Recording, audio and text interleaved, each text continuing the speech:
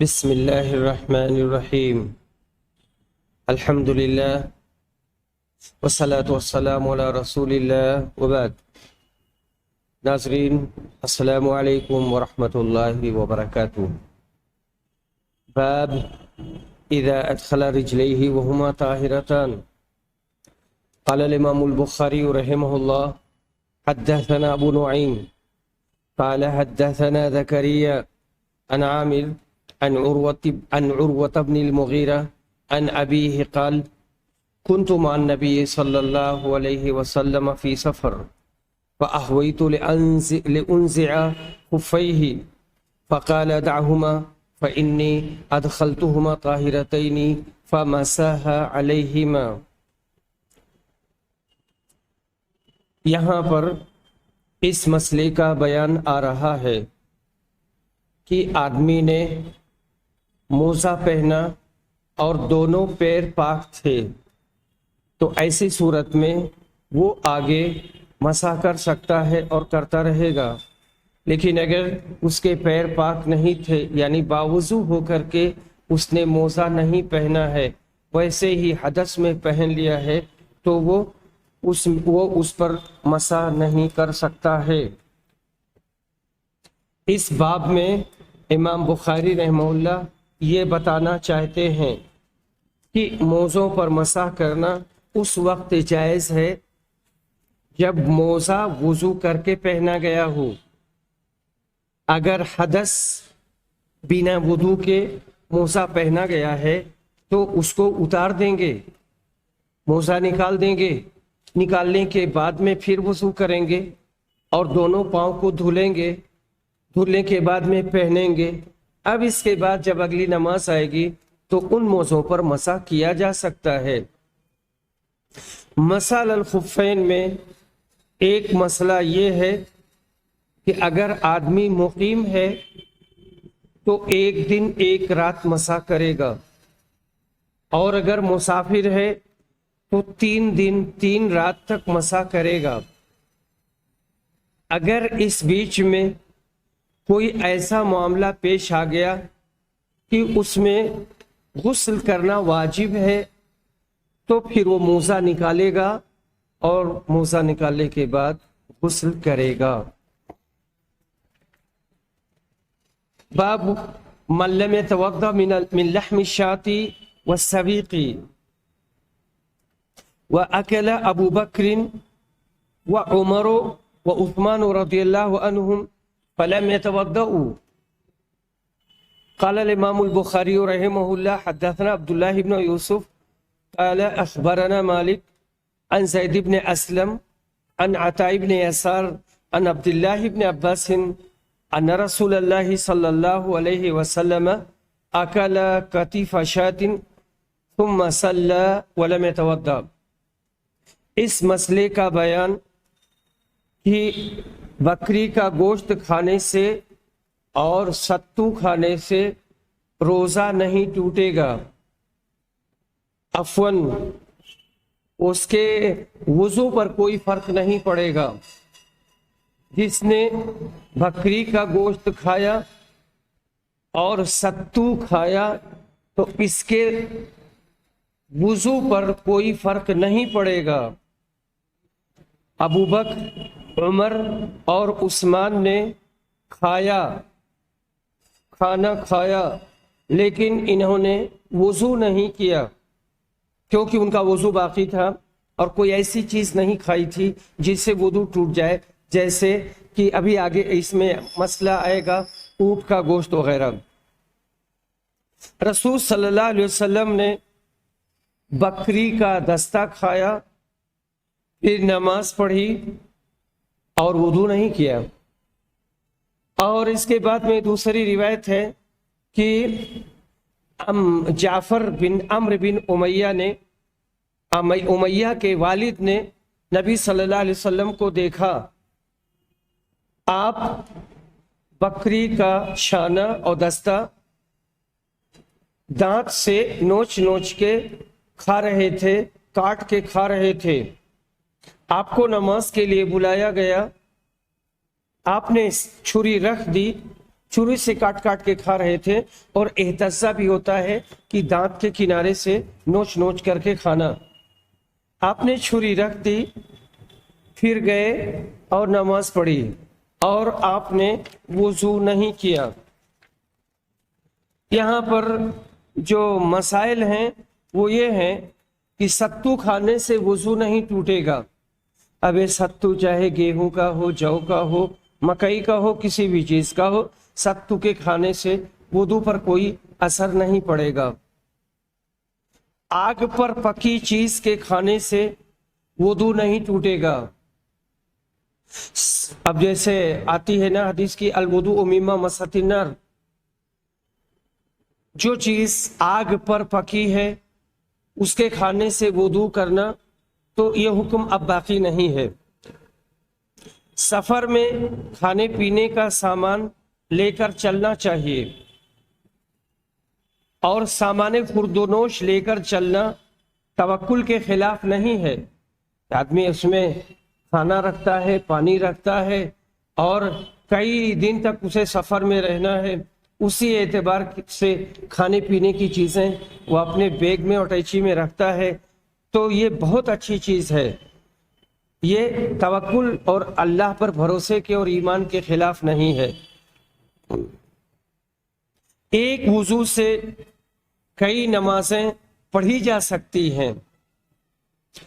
کھانا کھانے کے بعد کلی کرنا مستحب ہے۔ کلی کرنا مستحب ہے تاکہ جو منہ میں کچھ چیزیں چپکی ہوئی ہیں، چکناہٹ وغیرہ، وہ نکل جائے اور طبیعت تازی ہو جائے۔ چھری اور کانٹے سے کھانے میں کوئی حرج نہیں۔ غور کریں، نبی صلی اللہ علیہ وسلم چھری سے گوشت کاٹ کاٹ کر کھا رہے تھے۔ تو جو لوگ جہاز کا سفر کرتے ہیں اس میں پہلے اچھے سے کھانا ملتا تھا اور چھری کانٹے ملتے تھے۔ 5 اسٹار ہوٹلوں میں یا ایک اور 3 اسٹار ہوٹلوں میں بھی تمام سہولیات فراہم کی جاتی ہیں کھانے کے لیے۔ اس میں چھری بھی ہوتی ہے، کانٹے بھی ہوتے ہیں، اور مخصوص انداز کی کئی طرح کی چیزیں ہوتی ہیں کھانا اٹھانے کے لیے، گوشت کاٹنے کے لیے، یا مچھلی وغیرہ۔ تو اس میں بہت سے لوگ تکلف کرتے، تو اس تکلف کی ضرورت نہیں ہے۔ دیکھو نبی صلی اللہ علیہ وسلم نے یہاں استعمال کیا، تو جس چیز کے استعمال کرنے میں سہولت ہے، آرام ہے، اور آرام سے اسے کھا سکتا ہے، تو اسے استعمال کریں، تکلف نہیں کرنا چاہیے۔ باب من مزمز من السویق ولم یتوضأ، آدمی نے ستو کھایا اور ستو کھانے کے بعد میں وضو نہیں کیا، تو یہ درست ہے اور یہ جائز ہے۔ یہاں پر جو روایت ہے سوید بن نعمان، یہ کہتے ہیں کہ یہ رسول صلی اللہ علیہ وسلم کے ساتھ نکلے خیبر کے ساتھ، وہ سن 7 ہجری۔ یہ لوگ جب صحابہ پہنچے، یہ صحابہ جگہ کا نام ہے اور خیبر سے قریب ہے، عصر کی نماز پڑھی، اس کے بعد میں توشے دان منگوائے گئے، تو صرف ستو لایا گیا، توشے دان منگوائے گئے، یعنی توشے میں جو ہے، توشے دان میں جو چیزیں ہیں کھانے پینے کی، وہ صرف ستو تھا اور کوئی چیز نہیں تھی۔ اس کو اکٹھا کیا گیا اور اس کے بعد میں پھر اسے گوندھا گیا، نرم کیا گیا۔ فَأَكَلَ رسول اللہ صلی اللہ علیہ وسلم وَأَكَلْنَا، رسول صلی اللہ علیہ وسلم نے یہ ستو کھایا اور ہم لوگوں نے بھی کھایا۔ پھر آپ مغرب کی نماز کے لیے کھڑے ہوئے اور کلی کیا، اور ہم نے بھی کلی کیا۔ آپ نے کلی کیا، ہم نے بھی کلی کیا۔ آپ نے نماز پڑھی اور وضو نہیں کیا۔ وضو یہ دونوں حدیثوں میں ہے ولم یتوضا، وضو اس وجہ سے نہیں کیا کہ آپ کا وضو باقی تھا۔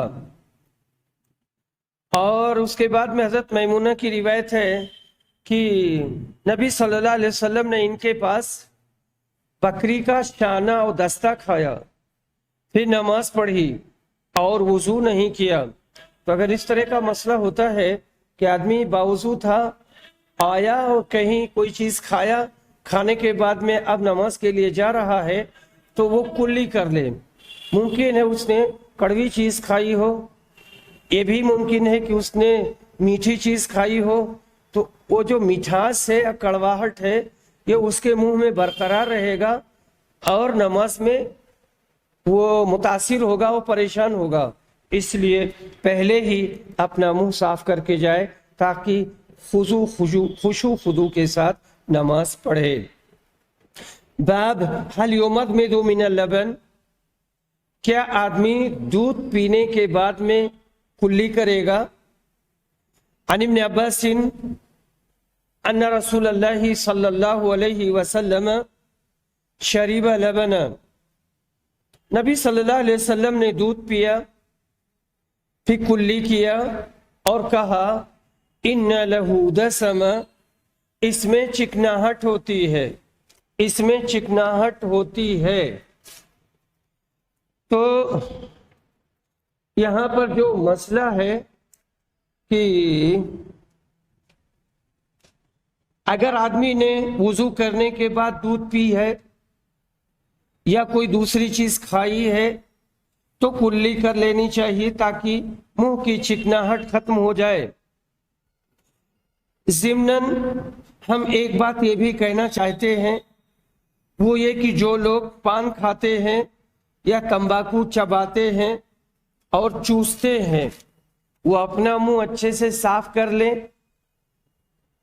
اگر کسی آدمی نے ہونٹوں میں تمباکو دبائے نماز پڑھ لیا، یا نماز پڑھ لیا اس کا مطلب ہے وضو بھی کیا، تو اس نے تمباکو تھوکا نہیں، ہونٹ کے نیچے دبائے رہا، یا پان کو گلپھڑے میں دبا کر کے اس نے وضو کیا اور نماز پڑھ لی، تو انہوں نے غلط کیا، ان کا وضو نہیں ہوگا، اور جب وضو نہیں ہوگا تو نماز بھی نہیں ہوگی۔ یہ اہم مسئلہ ہے، اس مسئلے کو سمجھنے کی شدید ضرورت ہے، اور سماج میں بہت سارے لوگ ایسے ہیں جو یہ غلطی کرتے ہیں۔ باب الوضوء من النوم ومن لم يرى من النعسة والنعستين او الخفقة وضوءا، اگر آدمی سو گیا تو کیا سونے سے وضو ٹوٹ جائے گا؟ اس کی رائے کا بیان جو یہ مانتا ہے کہ ایک بار جھپکی لینے سے، دو بار جھپکی لینے سے وضو نہیں ٹوٹے گا۔ سے آدمی بیٹھا ہے، کرسی پر بیٹھا ہے، چٹائی پر بیٹھا ہے، بیٹھے بیٹھے ایسے ایک بار دو بار اس کا سر جھک گیا تو اس سے وضو نہیں ٹوٹے گا۔ لیکن اگر وہ لیٹ جاتا ہے اور لیٹ کر سو جاتا ہے تو ایسی صورت میں یہ ناقص ہے، اس کا وضو ٹوٹ جائے گا۔ یہاں جو روایت ہے وہ حضرت عائشہ کی ہے، کہتی ہیں کہ رسول اکرم صلی اللہ علیہ وسلم نے فرمایا اذا نعس احدکم، جب تم میں سے کسی کو نیند آئے اور وہ نماز پڑھ رہا ہو تو اسے جا کر سو جانا چاہیے تاکہ نیند کا غلبہ ختم ہو جائے، کیونکہ تم میں سے کوئی جب نماز پڑھتا ہے اور اسے نیند آتی ہے تو وہ نہیں جان پائے گا کہ وہ ہو سکتا ہے استغفار کے لیے اپنے من میں ارادہ کرے اور اس کی زبان سے دوسرا لفظ نکل جائے، وہ سوچتا ہے دعا اور نکل جائے بد دعا، تو ایسا نہیں کرنا چاہیے۔ اس باب کی دوسری حدیث حضرت انس کی ہے، وہ نبی صلی اللہ علیہ وسلم سے روایت کرتے ہیں کہ اذا نعس احدکم فی الصلاۃ، جب تم میں سے کوئی نماز میں اونگھنے لگے تو وہ اپنی نیند پوری کر لے، حتی یعلم ما یقرأ، تاکہ اسے سمجھ میں آ جائے کہ وہ کیا پڑھ رہا ہے اور کیا کہہ رہا ہے۔ بعض علماء نے کہا ہے، انہی میں محلب بھی ہیں، کہ یہ رات کی نماز ہے، یہ رات کی نماز ہے، اور رات کی نماز سے مراد تہجد ہے۔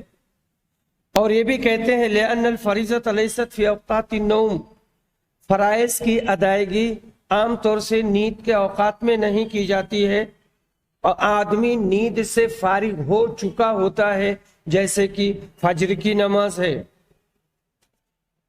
اور یہاں پر جو اور دوسرے فقہی مسائل ہیں، تو اس میں یہ ہے کہ 1-2 جھپکی آنے سے وضو نہیں ٹوٹے گا۔ اگر نماز میں بہت سخت نیند آ رہی ہے، آدمی مغلوب النوم ہے، تو یہ نماز چھوڑ کر نیند پوری کر لے، اس کے بعد نماز پڑھے۔ یہ استثنائی صورت ہے اور یہ کبھی کبھی حالت پیدا ہوتی ہے۔ یہ صورت اس وقت پیدا ہو سکتی ہے جب آدمی سفر میں رہا ہو یا کسی کی عیادت میں اسپتال میں رہا ہو اور جاگ جاگ کر رات گزاری ہے۔ اب وہ نماز میں گیا، یا تو فجر میں گیا یا فجر ہی آئے گی، ممکن ہے کہ اس کا اثر ظہر تک ہو، اور ایسی صورت میں وہ سو گیا، یا سفر والا مغرب میں آیا، عشاء میں آیا، یا کسی بھی نماز میں آیا، اور اس کے بعد میں نیند کا غلبہ ہے اور وہ کچھ سمجھ نہیں پا رہا ہے کہ کیا کرے، ایسی صورت میں وہ نماز چھوڑ دے اور سو جائے یہاں تک کہ نیند کا غلبہ ختم ہو جائے۔ ایسا نہیں ہے کہ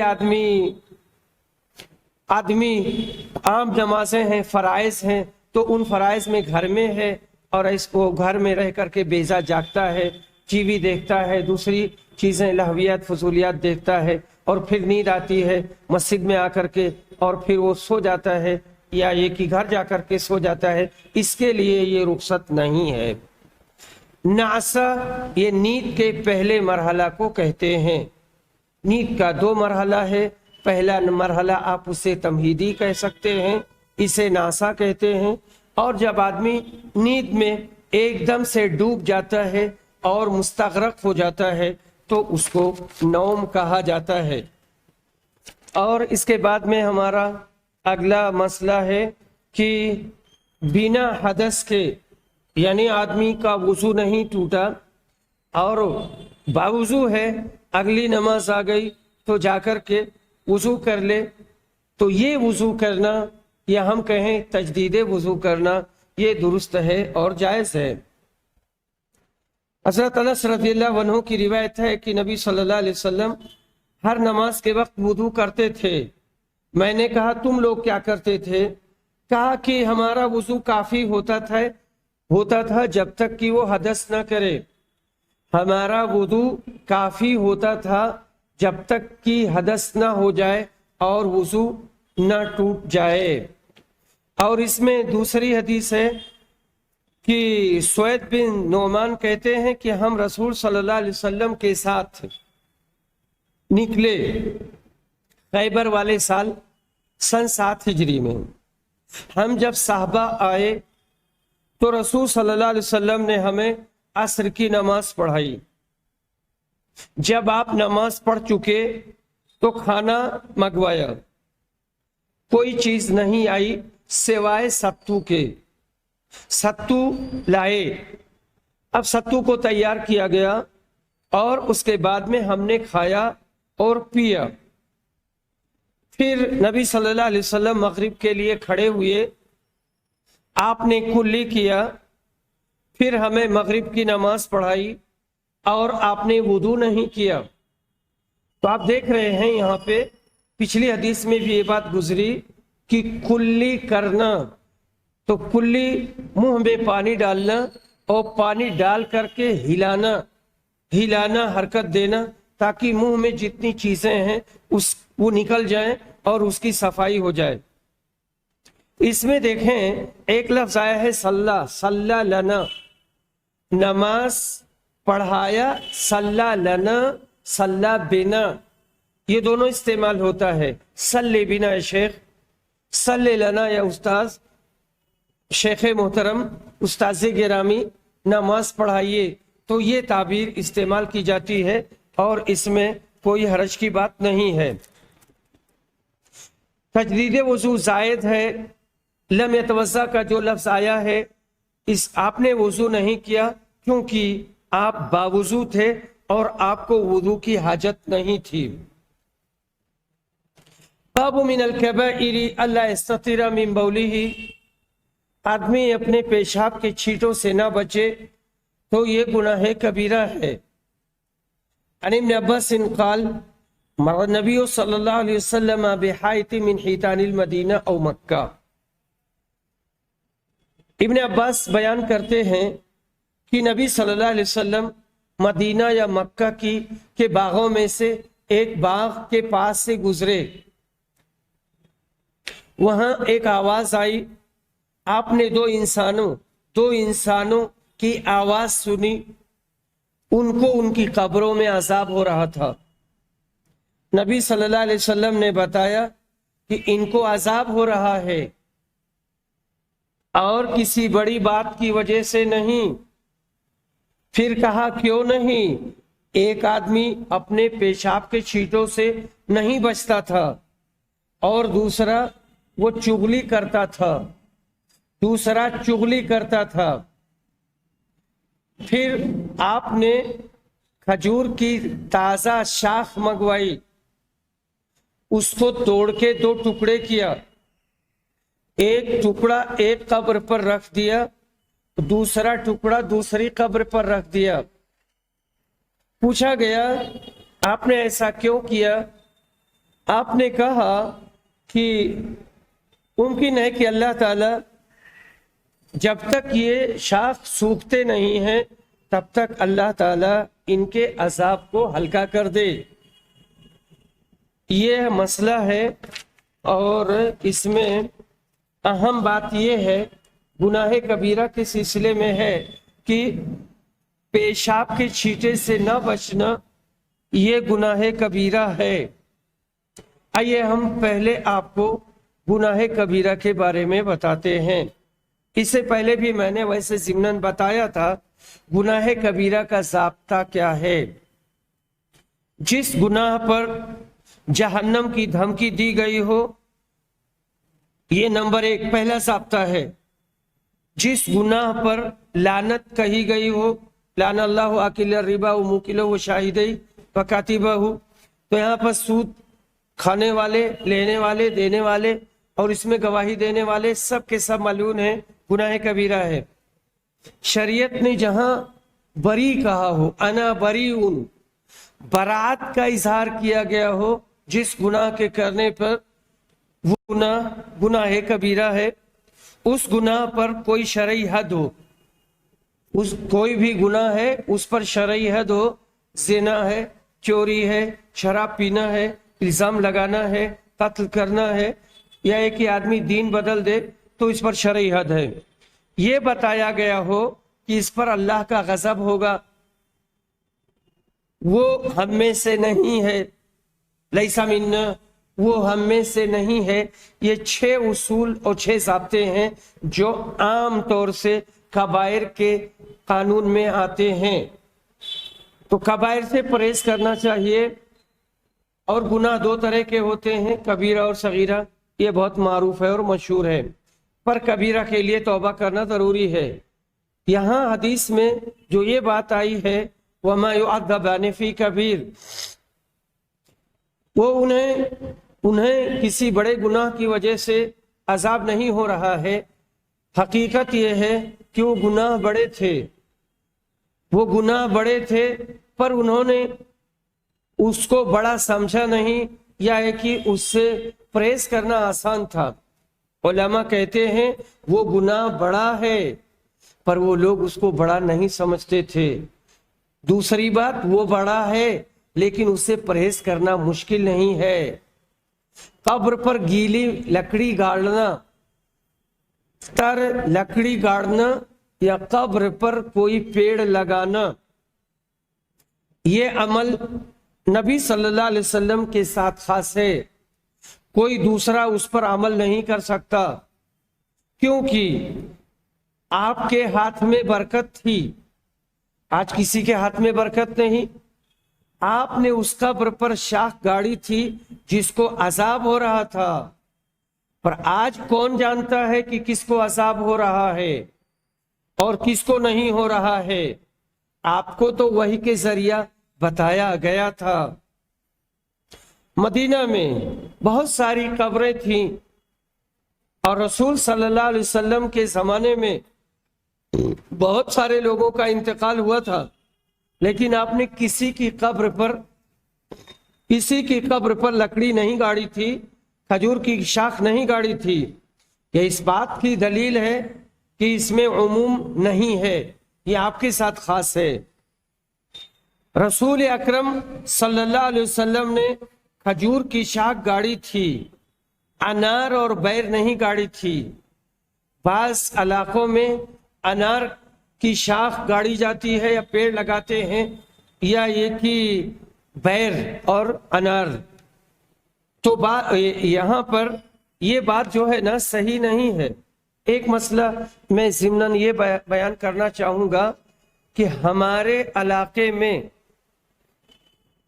میت کو دفن کرنے کے بعد، یعنی جب اس کو لحد میں ڈال دیا گیا تو تھوڑی سی مٹی ڈالتے یا نہیں ڈالتے؟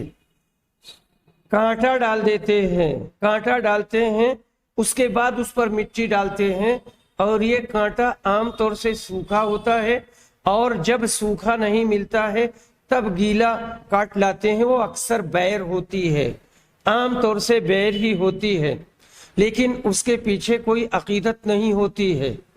صرف یہ مسئلہ درپیش ہوتا ہے کہ کہیں لاشوں کو کھانے والے یا مردہ کھانے والے جانور نہ آ جائیں اور لاش کو خراب کر دیں، یا چرخی ایک جانور ہوتی ہے، بلی سے بڑی ایک جانور ہوتا ہے، تو یہ قبر میں سوراخ کر کے اور مردے تک پہنچ جاتا ہے اور کھود کر کے اور مردے کو نکال لاتا ہے۔ اس ڈر سے وہاں پر کانٹے گاڑے جاتے یا کانٹے ڈال دیے جاتے، اور کسی سنت کے وہ پابند نہیں ہے اور سنت سے اس کی وابستگی نہیں ہے، تو میری سمجھ سے ایسا کرنے میں کوئی حرج نہیں ہے، صرف حفاظت مقصود ہے، کسی عقیدہ سے اس کا کوئی تعلق نہیں ہے۔ جن قبر والوں کو عذاب ہو رہا تھا وہ مسلمان تھے، عذاب قبر برحق ہے، اور یہ قرآن اور حدیث سے ثابت ہے۔ اپنے پیشاب سے نہ بچنا گناہ ہے۔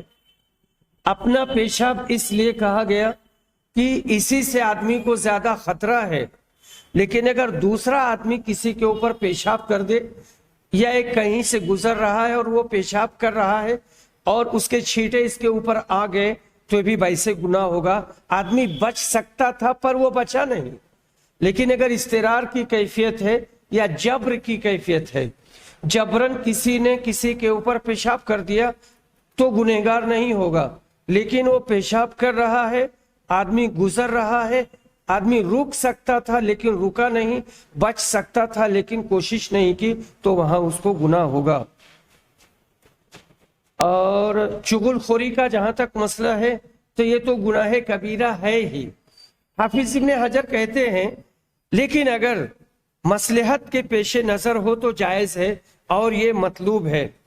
نمیمہ کہتے ہیں نقل کلام الغیر بقصد الافساد یا بقصد الاضرار، دوسرے کی بات کو منتقل کرنا اور ایک جگہ سے دوسری جگہ لے جانا، ان سے کہنا ضرر پہنچانے کے لیے اور فساد کرنے کے لیے، تو یہ نمیمہ ہے۔ اسی کو دوسرے انداز میں کہتے ہیں نقل الکلام من مکان الی مکان آخر علی وجہ الافساد، کسی کی بات دوسری جگہ لے جانا اور فساد مچانا اور آگ لگانا، تو اس سے بچنے کی ضرورت ہے۔ اس کے بعد میں ہمارا مسئلہ آ رہا ہے بابو ما جاء فی غسل البول، پیشاب کا دھلنا۔ نبی صلی اللہ علیہ وسلم نے قبر والی حدیث میں کہا تھا کہ یہ آدمی اپنے پیشاب کے چھینٹوں سے بچتا نہیں تھا، اور صرف انسانوں کے پیشاب کے بارے میں کہا گیا ہے من بولہ، اے من بولہ بول الانسان، انسان کے پیشاب کے علاوہ کسی دوسرے پیشاب کا تذکرہ نہیں کیا گیا ہے۔ ان انس بن مالک قال کان النبی صلی اللہ علیہ وسلم اذا تبرز لحاجتی، نبی صلی اللہ علیہ وسلم جب قضاء حاجت کے لیے पाखाना या पेशाब के लिए मैदान जाते थे, तबर्रज़ा मैदान जाना, तो मैं पानी लाता था, फयग़सिलु बिही, तो आप उससे इस्तिंजा करते थे। यहाँ लिहाजत ही, ये हाजत आम है, चाहे पाखाना हो या पेशाब। तो पेशाब का नजिस होना साबित हुआ कि आपने पानी लिया और पानी ले करके और उसे धुला। बौलुन नास, इंसानों का पेशाब। इमाम साहब ये बताना चाहते हैं कि बौलिही से मुराद इंसान का पेशाब है, इसको उमूम पर नहीं महमूल करेंगे कि इंसान और हैवान, ये ऐसा नहीं है, सिर्फ इंसानों से मुतालिक है। अहनाफ का अलबत्ता कहना है कि जानवरों का पेशाब नापाक है, चाहे वो माकुलुल लहम हो या गैर माकुलुल लहम हो। इनका ये मौकिफ सही नहीं है। माकुलुल लहम के पेशाब का पाक होना साबित है और सही हदीस से साबित है। सही हदीस इसके सिलसिले में आई है। नबी सल्लल्लाहु अलैहि वसल्लम ने उन लोगों से कहा था, यानी उक्ल और उरैना वालों से कहा था कि ऊँटों में जाओ, उनके दूध पियो और उनके पेशाब पियो। अगर ये बात कहें कि वो तिब्बी नुक्ते नज़र से था, तब भी यहाँ पर इश्काल है कि आपने उनको मुंह धुलने के लिए नहीं कहा था या कुल्ली करने के लिए नहीं कहा था। तो बहरहाल मसला यही है कि पेशाब को धुलेंगे, और ये जो पेशाब की बात आई है, इंसान के पेशाब से इसका ताल्लुक है। और इसके बाद में हमारा अगला मसला आ रहा है। इसमें एक और हदीस है, वही हजरत अब्दुल्ला बिन अब्बास वाली, कि नबी सल्लल्लाहु अलैहि वसल्लम का गुजर दो कब्रों से हुआ। आपने कहा कि इन दोनों को अजाब हो रहा है और किसी बड़ी चीज की वजह से नहीं, इनमें से एक पेशाब के छींटों से बचता नहीं था और दूसरा चुगली किया करता था। आपने ताज़ा खजूर की शाख ली, फाड़ करके 2 टुकड़ा किया और हर कब्र पर एक एक टुकड़ा गाड़ दिया। लोगों ने कहा आपने ऐसा क्यों किया? आपने कहा कि जब तक ये शाख सूखे न, तब तक इनका अजाब हल्का कर दिया जाए। नबी सल्लल्लाहु अलैहि वसल्लम ने सोचा कि हम जा रहे हैं तो इनको थोड़ी सी हमारी भी बरकत हासिल हो जाए और इनके अजाब में तखफीफ हो जाए। बाबो तरकी नबी सल्लल्लाहु अलैहि वसल्लम वन्नासी अल-अराबिया हत्ता फरग मिन बौलिही फिल मस्जिद। नबी सल्लल्लाहु अलैहि वसल्लम का और लोगों का, साहबे किराम का अराबी को छोड़ देना, यहाँ तक कि मस्जिद में उसने पेशाब कर लिया। और इसमें जो हदीस आई है वो ये है कि नबी सल्लल्लाहु अलैहि वसल्लम ने देखा कि एक अराबी मस्जिद में पेशाब कर रहे हैं। फिर उसमें और बात है, साहबे किराम लपके, आपने कहा छोड़ दो जी, छोड़ दो।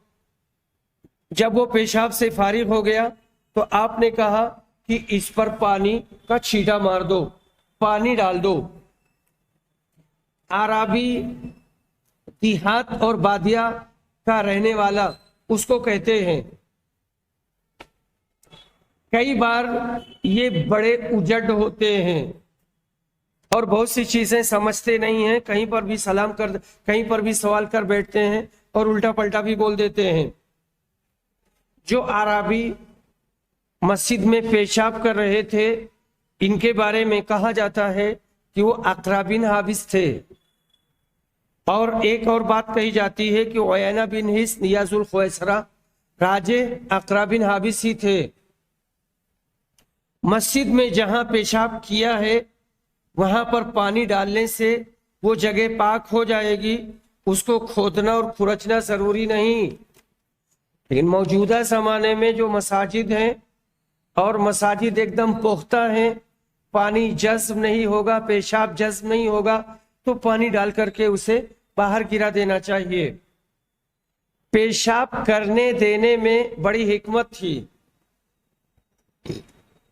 وہ پیشاب شروع کر چکا تھا، اگر اس کو بھگایا جاتا تو مسجد خراب ہو جاتی، اس کا کپڑا خراب ہو جاتا، پیشاب رکنے سے بیماری ہو سکتی تھی، وہ نفرت کرنے لگتا، وہ اسلام سے نفرت کرتا، وہ رسول سے نفرت کرتا، وہ مسلمانوں سے بھی نفرت کرتے، اور اسے مسئلہ بھی نہ معلوم ہو پاتا. رسول صلی اللہ علیہ وسلم نے نرمی سے ان کو سمجھایا. دوسری روایت میں آیا ہے کہ اجی یہ اللہ کا گھر ہے، یہ عبادت کے لیے ہے، یہ قرآن کی تلاوت کے لیے ہے، نماز کے لیے ہے، گندی چیزوں کے لیے نہیں ہے. مسجد کو پاک صاف رکھنا چاہیے اور اسے گندا ہونے سے بچانا چاہیے. یہاں پر جو ہمارا باب آ رہا ہے اس میں یہ حدیث یہی عرابی والی ہی حدیث ہے. انہوں نے مسجد میں پیشاب کر دیا تھا، تب نبی صلی اللہ علیہ وسلم نے یہی بات کہی تھی کہ یہ مسجد ہے اور یہ اللہ کا گھر ہے، اس میں گندگی نہ کی جائے. پیشاب پر پانی ڈال دیا جائے تو وہ جگہ پاک ہو جائے گی. ایک اہم مسئلہ یہ ہے کہ ازالہ نجاست کے لیے پانی متعین ہے، کیونکہ اگر ہوا اور دھوپ سے خشک ہونا پاکی کے لیے کافی ہوتا تو آپ پانی بہانے کا حکم نہ دیتے. مانع زائل ہونے کے بعد مفاسد کو فوراً دور کیا جائے گا. یعنی اگر کوئی چیز مانع تھی، ہم نہیں کچھ کر پا رہے تھے، اب وہ مانع نہیں ہے تو ہمیں فوراً اس چیز کو کرنا ہوگا. جو فساد ہے، جو گندگی ہے، جو خراب چیز ہے، اسے ہمیں دور کرنا ہوگا. نبی صلی اللہ علیہ وسلم نے اعرابی کے پیشاب کر لینے کے بعد فوراً پانی بہانے کا حکم دیا. نادان کے ساتھ، جاہل کے ساتھ نرمی کا معاملہ کریں گے اور اچھے اخلاق کے ساتھ تعلیم دیں گے اور اس کے ساتھ سختی نہیں کریں گے. اور رسول اکرم اپنی امت پر بہت شفیق تھے اور بہت مہربان تھے. باب بول الصبیان، بچوں کے پیشاب کا بیان. عن عائشہ ام المؤمنین انہا قالت اتیا رسول اللہ صلی اللہ علیہ وسلم بسبین فبال علی ثوبی. نبی صلی اللہ علیہ وسلم کے پاس بچہ لایا گیا، آپ نے اپنی گود میں بٹھا لیا، ران پہ بٹھا لیا، اس نے آپ کے کپڑے میں پیشاب کر دیا، آپ نے پانی منگوایا اور اس پر چھینٹا مار دیا. اس کے بعد میں دوسری روایت ہے کہ ان عبید اللہ ابن عبداللہ ابن عتبہ ان ام قیس بنت محسن انہا اتت بابن لها صغیر. ام قیس اپنا چھوٹا بچہ لے کر کے آئیں اور وہ بچہ اس عمر میں تھا کہ وہ کھانا نہیں کھاتا تھا. رسول صلی اللہ علیہ وسلم نے اس بچے کو اپنی گود میں بٹھا لیا، بچے نے پیشاب کر دیا، آپ نے پانی منگوایا اور اس پر چھینٹا مارا اور اسے دھولا نہیں. یہاں پر دیکھیے بچوں کے پیشاب کرنے کے سلسلے میں شریعت نے تفریق کی ہے. اگر بچہ پیشاب کرتا ہے اور ابھی وہ کھانا نہیں کھاتا ہے تو اس کے پیشاب پر چھینٹا ماریں گے، اور اگر بچی ہے تو اس کے پیشاب کو دھلیں گے. بچی کے پیشاب میں بدبو زیادہ ہوتی ہے اور بچے کے بارے میں یہ کہا جاتا ہے کہ بچہ بہت پیارا ہوتا ہے، اکثر پیارا ہوتا ہے، اس کو لوگ زیادہ گود میں لیے رہتے ہیں، بار بار پیشاب کرتا رہا ہوگا تو پھر انہیں ہر دم دھلنا یہ حرج میں ڈالے گا. اور اس میں سب سے اہم بات یہ کہ شارع نے تفریق کر دی ہے تو ہم اس کی علت زبردستی نہیں ڈھونڈیں گے اور زبردستی کوئی علت نہیں پیدا کریں گے. رسول اکرم نے کہا ہے، ہم اس پر عمل کریں گے. बाबुल बौल काइमन व काइदा, खड़े होकर पेशाब करना और बैठकर पेशाब करना। तो खड़े होकर भी जरूरत पड़ने पर पेशाब किया जा सकता है और बैठकर पेशाब तो करना ही है। नबी सल्लल्लाहु अलैहि वसल्लम कौम के घूर पर आए। असल में सुबाता कहते हैं मुल्कल कुमामा, जो घर में जो बहुत सारी चीजें इकट्ठा होती हैं झाड़ू देने के बाद में, या गाय बैल हैं उनकी मेगनी और उनके पाखाना को जहां इकट्ठा कर किया जाता है और रखते रखते बड़ ज्यादा सा हो जाता है, उसे घूर कहा जाता है, सुबाता कहा जाता है। नबी सल्लल्लाहु अलैहि वसल्लम आए और खड़े होकर पेशाब किया। फिर आपने पानी मंगवाया, मैं पानी लेकर के आया, आपने वुजू किया। तो ऐसा किया जा सकता है, इसमें किसी भी तरह की कोई कबाहत नहीं है। ये रसूल अकरम का ये फेल बयाने जवाज के लिए है। हाफिज इब्ने हजर ने इस तरह की कई बातें यहाँ पर लिखी हैं। पहली बात तो यही लिखी है कि ये बयाने जवाज के लिए है,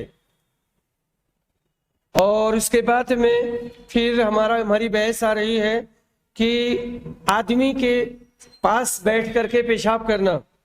कोई आदमी है उसके पर्दे में बैठ करके पेशाब कर लिया, और दीवार का पर्दा लेना और दीवार की आड़ में पेशाब करना।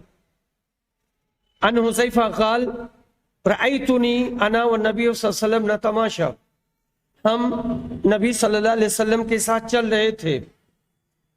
फिर आगे के अल्फाज वही हैं कि कौम के घूर के पास आए, खड़े हुए, जैसे कि तुम में से कोई आदमी खड़ा होता है और आपने पेशाब किया। फंताबस्तु मिन्हु, मैं आपसे अलग हो गया, मैं आपसे दूर हो गया ताकि इस हालत पर मेरी नजर ना पड़े। फअशारा इलैया, लेकिन नबी सल्लल्लाहु अलैहि वसल्लम ने इशारा किया और मुझे बुलाया। मैं आया, मैं आपके पीछे खड़ा हो गया, यहाँ तक कि आपने अपनी जरूरत पूरी कर ली। इसमें भी एक बात ये भी कही जाती है कि आपको चोट लगी थी या आपको कोई परेशानी थी। तकल्लुफात हैं बाज तालीलात में, लेकिन बस रसूल सल्लल्लाहु अलैहि वसल्लम ने बयान जवाज के लिए ऐसा किया था। वल्लाहु आलम। बाबुल बौली इंदा सुबातत कौमिन, यहाँ पर भी यही मसला है कि किसी कौम के घूर पर जाना और वहां पे जाकर के पेशाब करना। लेकिन अगर कोई ऐसी जगह है जहां पर पेशाब करने से जिसका घर है उसको तकलीफ होगी और वो चाहता नहीं है कि कोई यहाँ पेशाब करे, कोई पेशाब करे, और वहां से लोग गुजरते हैं, आते जाते हैं, उनको तकलीफ होगी, तो उसे परहेज करना चाहिए और वहां पेशाब नहीं करना चाहिए। बाबु गस्ल दम, खून का धुलना। काला हदसतनी फातिमतु व नस्मा क़ालत जात इमरातुन नबी सल्लल्लाहु जात इमरातुन अन्नबी सल्लल्लाहु अलैहि वसल्लम फ़क़ालत, एक खातून आई, रसूल अकरम सल्लल्लाहु अलैहि वसल्लम से इन्होंने सवाल किया और कहा, बताएं हम में से अगर किसी को हैज आ जाए तो क्या करे। आपने कहा कि वो उसको रगड़े और पानी से खुरचे, यानी पानी डाल करके उसे धुले, उस पर पानी डाले और उसके बाद में साफ हो जाए, फिर उसमें वो नमाज पढ़े। जो सवाल करने वाली थी ये साइला यही थी, हजरत अस्मा। इन्होंने कोई शर्म नहीं किया, सीधे सीधे सवाल कर लिया कि अगर इस तरह की हालत होती है तो औरत क्या करे। आपने बता दिया कि वो ऐसे करे। दूसरी रिवायत अन आयशा कालत जाअत फातिमतु इब्नतु अबी हुबैशिन इला नबी, फातिमा बिनते अबी हुबैश आई और कहा, अल्लाह के रसूल, मुझे बहुत ज्यादा इस्तिहाजा आता है, मुझे बहुत ज्यादा बीमारी का खून आता है, اور میں پاک نہیں ہوتی، فلا اطہرو، یہ انہی کا قول ہے۔ استحاضہ کی حالت میں عورت پاک ہوتی ہے، ناپاک نہیں ہوتی ہے۔ تو انہوں نے اپنے حساب سے کہا تھا کہ میں پاک نہیں ہوتی ہوں، اصلاً وہ پاک ہی تھیں، کیا میں نماز چھوڑ دوں؟ نبی صلی اللہ علیہ وسلم نے کہا نہیں، وہ ایک رگ ہے، وہ حیض نہیں ہے۔ اور دوسری روایت میں ہے، کتاب الحیض میں آئے گا یہ مسئلہ تفصیل سے، کہ وہ عاضل نام کی ایک رگ سے آتا ہے۔ جب تمہارا حیض آئے تو نماز چھوڑ دو۔ پھر حیض کی اپنی خاص علامتیں ہیں اور استحاضہ کی اپنی علامتیں ہیں۔ بیماری کا خون صاف ستھرا ہوتا ہے، بیماری کا خون ایک دم سے ٹھیک ٹھاک ہوتا ہے، اور حیض کا خون وہ ایک دم کالا ہوتا ہے۔ وَإِذَا أَدْبَرَتْ، اور جب یہ خون چلا جائے یعنی ختم ہو جائے تو تم اپنے خون کو دھلو۔ دھلنے کا مطلب یہ ہے کہ غسل کرو، نہاؤ، نہا کر کے پاک صاف ہو جاؤ اور پھر نماز پڑھو۔ قال وقال ابی ثم توضئی لکل صلاۃ حتی یجیء ذلک الوقت، کہا کہ ہر نماز کے لیے تم وضو کرو یہاں تک کہ پھر دوسری نماز کا وقت آ جائے۔ تو یہاں مسئلہ استحاضہ کا ہے کہ استحاضہ والی عورت جب نماز کا وقت آ جائے تو وہ باتھ روم جائے اور صاف صفائی کر کے اور وہ نماز پڑھے گی، اور یہ ناپاک نہیں ہے۔ وآخر دعوانا ان الحمد للہ رب العالمین۔